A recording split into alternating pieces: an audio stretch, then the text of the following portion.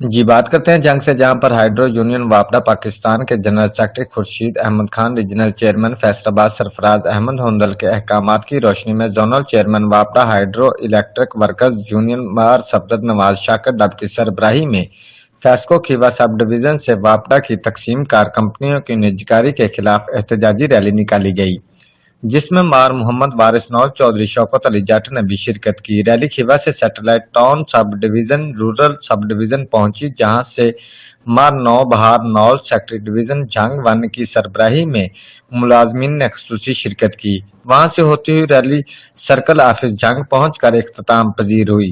Rally کے شرکاء نے بینرز اٹھا رکھے تھے، نجکاری نامنظور کے نعرے درج تھے۔ اس موقع پر زونل چیئرمین مار صفدر نواز شاکر ڈب نے میڈیا سے بات کرتے ہوئے کہا کہ حکومت ہوش کے ناخن لے، اپنا فیصلہ واپس لے، ورنہ احتجاج کا دائرہ کار پاکستان بھر میں پھیلا دیا جائے گا۔